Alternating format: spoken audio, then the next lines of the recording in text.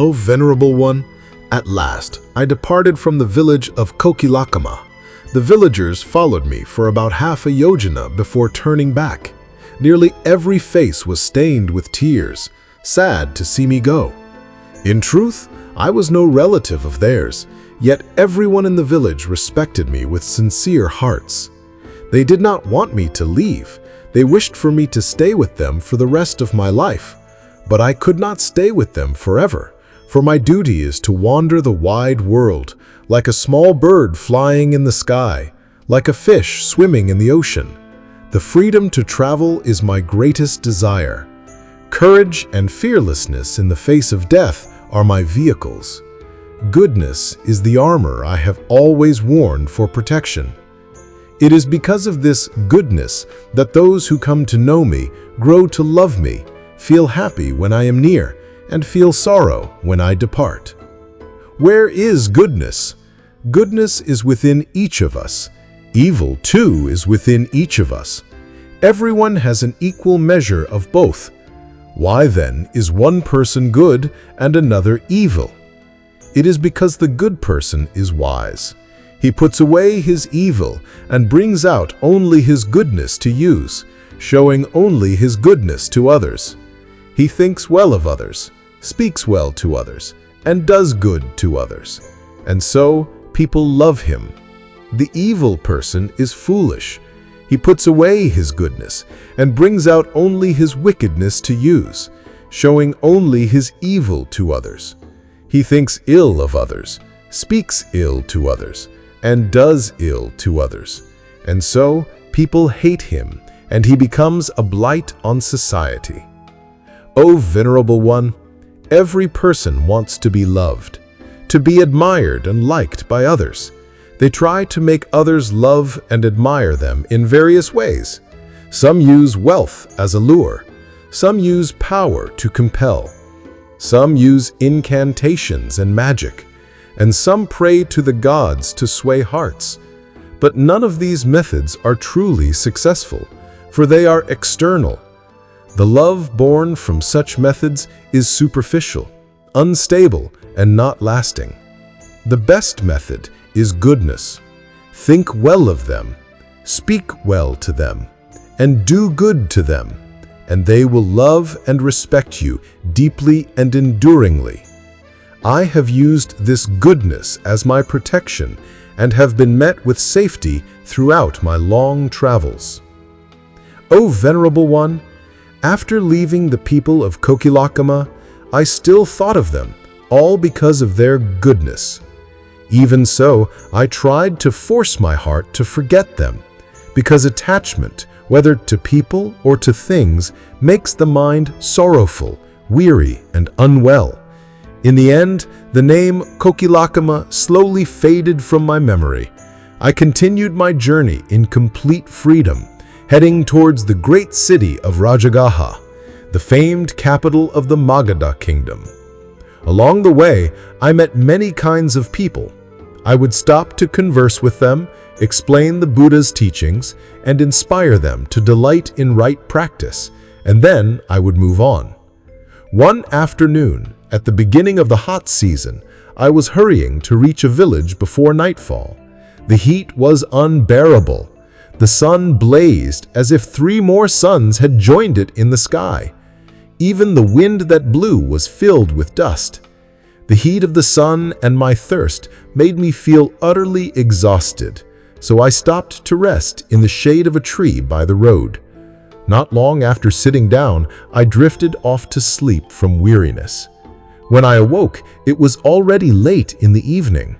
I stood up, looked around, and was met with a terrifying sight right before me. A great tiger sitting and licking its chops about 5 va away.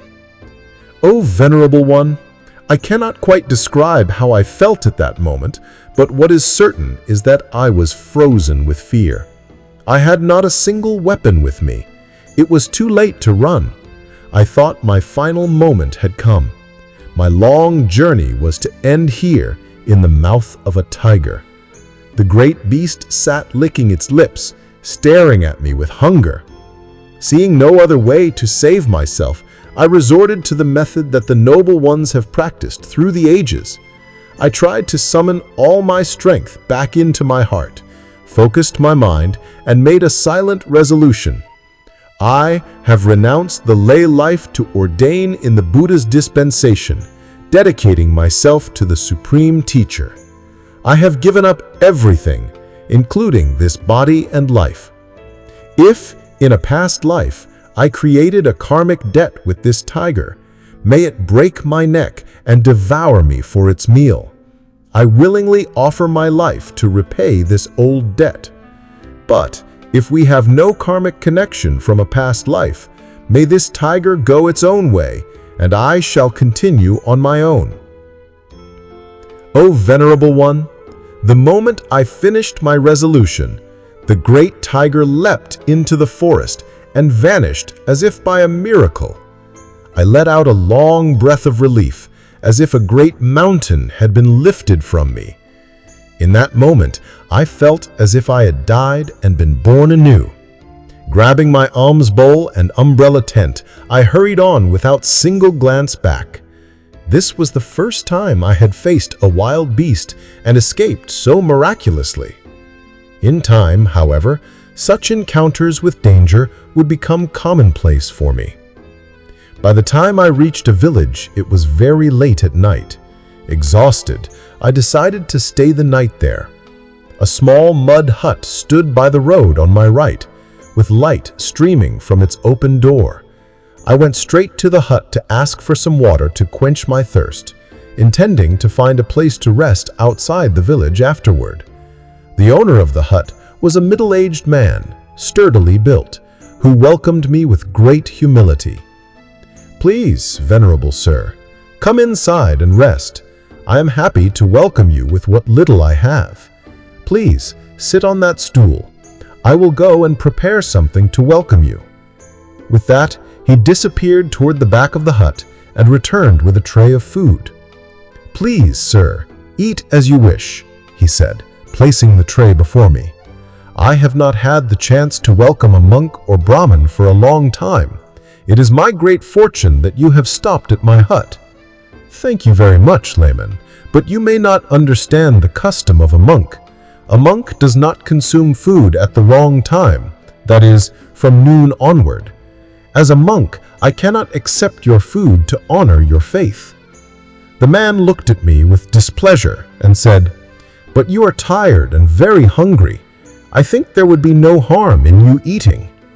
"It is true, in the act of eating, there is no harm.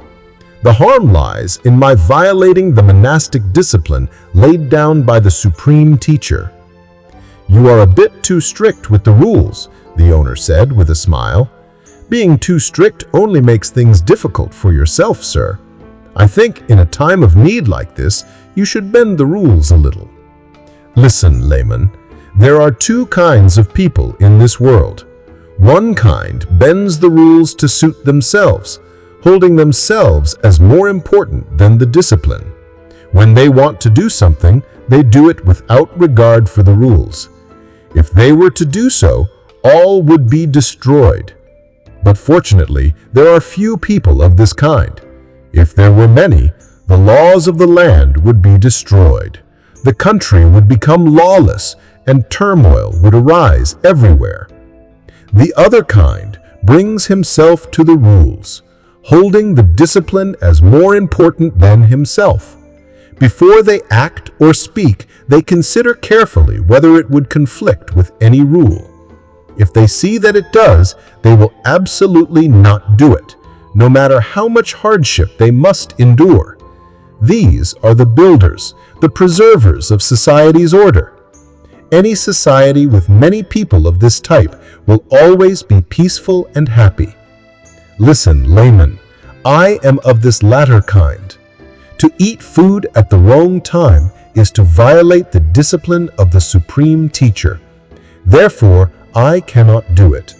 I feel immensely hungry, but I would rather choose to die of hunger than to violate the discipline of the Supreme Teacher.